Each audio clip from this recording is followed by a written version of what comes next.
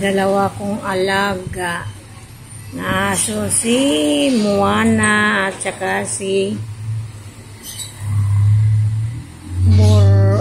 si Buknoy. Yan, si Buknoy yan. Ito si Moana. Oh. Si babae yan, yung puti. Ito naman si Buknoy, itong maliit. Makulit yan. Pero pag andyan ako nakatingin sa kanila, tahimik sila. Pag wala akong mamayan yan, mga ano yan eh.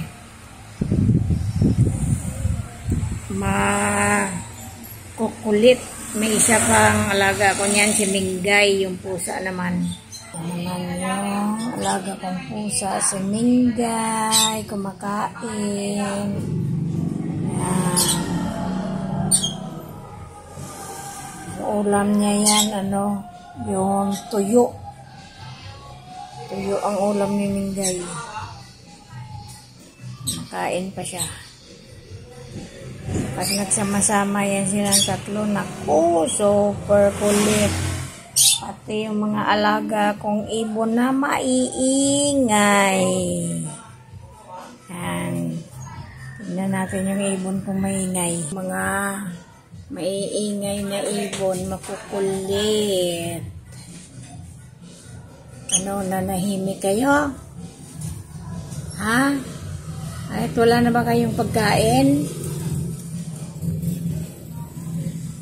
Kalalagay ko lang ng pagkain nyo kahapon naubos na naman. O ba't kayo nananahimik? Yan tatlo na lang sila niyan. Nagkasakit yung isa. Yung unang-una naman tinuka ng manok. Kaya naman namatay. Tatlo din ang namatay. Tatlo din sila ang natira. Na mga makukulit na maiingay. Yan. Ganyan yan. Kulit na alaga. Kulit, makulit.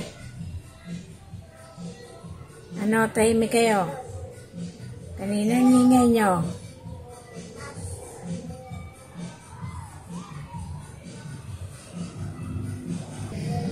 Hindi pa rin nakatapos kain si Mingay.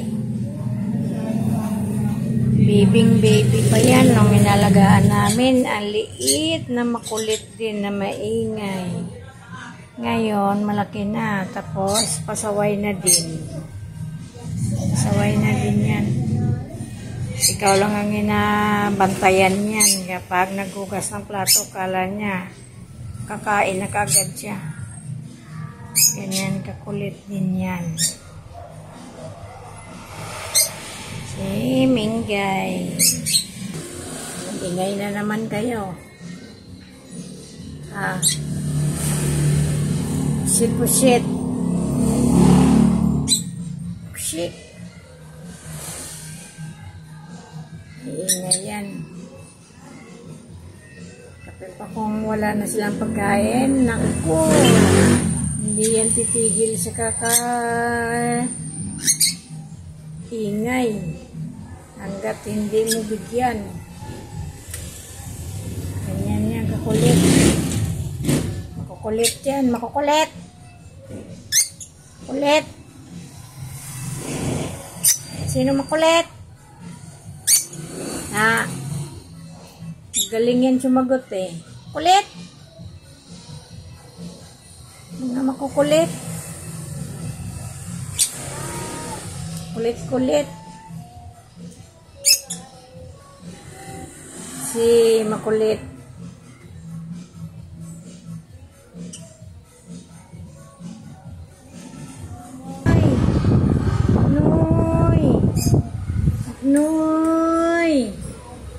Noy. Busog yan eh. Tapos lang kain. Naman si Wana. Wana. Nakawala yan na kahapon. Nakawala yan. Patakbo-takbo sa kalsada. Wana. Buknoy. si Buknoy. Yan, sila yan ang bantay dyan sa pintuan. Kahit nakabukas siya ng pinto, walang napasok dyan, kaya dyan yan sila nakahiga. Mainit kasi doon banda sa labas yung kulungan nila. Kaya dito sila sa pintuan. Kung gusto nila dito. Kasi yung sahig ba, malamig-lamig. Yan ang tulog nila, nakadapa. Nakadapa ang mga yan. Init kasi sobrang init sa labas. Oh. Sa pintuan sila eh. Yan ang mga laga kong makukulit. Tahimik sila kasi gusto. Mamaya yan. Kalikutan na naman yan sila. Kasi may dumaan na kalahi nilang aso. Ayun. Pinahol nila. Dumaan kasi ng mga aso. Mga asong askal din.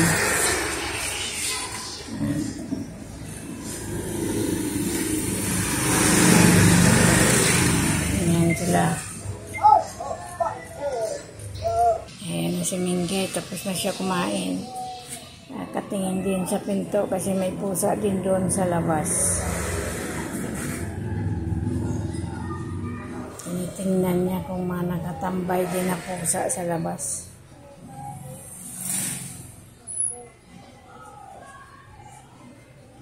Papahinga na yan siya kasi katatapos lang kain. Ano, Minggay?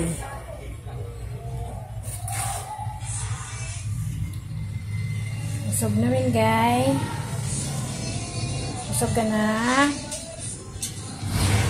Kain na si Minggay.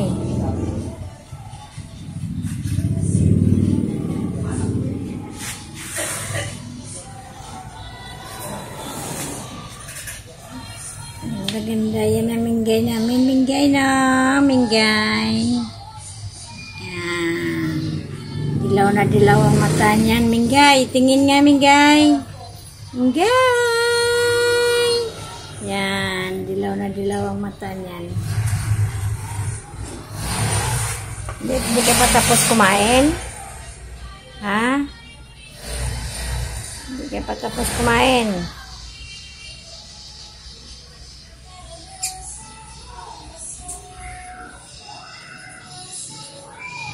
Kain pa siya. Ayan, binalikan ko na naman silang dalawa. Si Wana doon niya nakaharap sa lahat. Kasi pag may nakikita siyang aso na dumadaan yan, tatahol yan. Yan yan ang bantay niya. Kapag kami naman wala kami dito sa bahay. Kapag umalis yung mga bata papuntang school, wala ng taong bahay, sinapadlak ang pinto. Ilalagay lang namin sa leg niya Wana yung susi.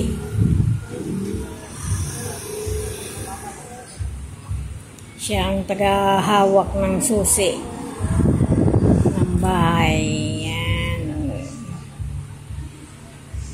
Ganyan yan. Ang buhay nila, ang sarap ng buhay nila. Paggabi, hindi sila natutulog, bantayan sila. Pag-araw, yan ang tulog nila. Sila masyadong pabantayan. Si araw. Ganyan ang ating mga alaga. Ano, Minggay? Hindi ka pa tapos? Ha? Dila-dila ka pa, napasarapan ka siguro sa ulam mo. Ang ulam niya kasi niyan, tuyo. Tuyo ang ulam ni Minggay. Yan, sarap ng ulam mo, Minggay. Ha? Minggay, maghanap na yan siya ng kanyang hihigaan. Tapos na siya kumain. Mamaya yan, hihiga na yan siya dyan.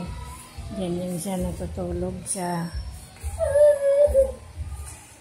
Dyan o. Yan. Dyan yan ang higaan niya.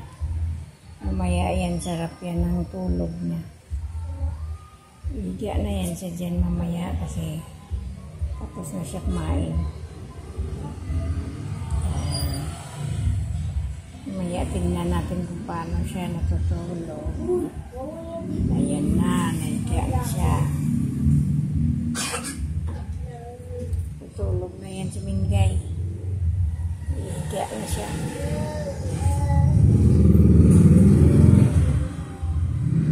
Diyan ang higaan niya. Paggabi ganun din. Ayun, lumabas.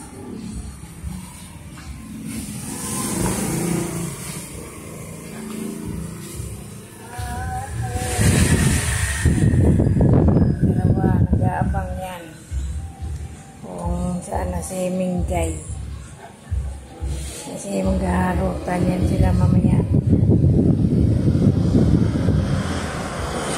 Hindi pa naubos yung pagkain mo, ginabantayan mo dyan. Akala ko matutulog ka na, Mingay. Inabangan mo pa yung pagkain mo kasi minsan ang pagkain niya pag may natitira may pumapasok na na ibang pusa, kinakain yung pagkain niya, kaya pag minsan yan, dyan siya na hihiga sa tabi ng kainan niya, binabantayan niya. Yan, si Mingay. Balik-balikan niya yan hanggang sa maubos. Kakainin ng ng ibang pusa. Kaya inabantayan niya.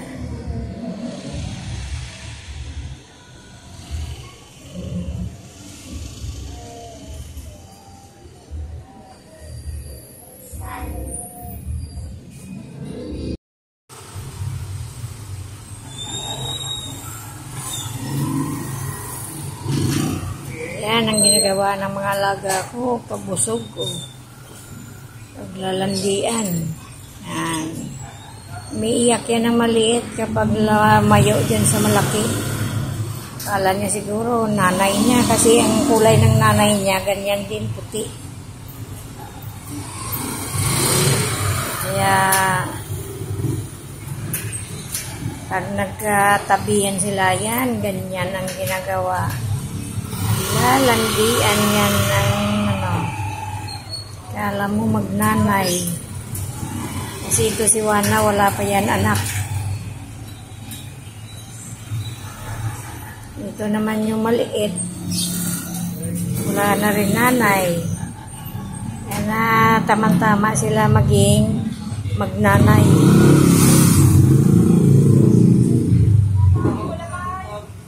Yan. Kalikutan nila yan. Yan, araw-araw ang ginagawa nila kapag magkatabi silang dalawa.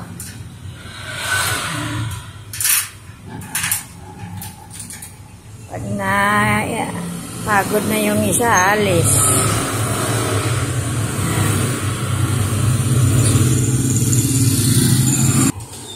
Ganyan yan, harutan. Yan naman ginagawa nilang dalawa. Kanina, nandyan yan si Mingay sa tabi nila.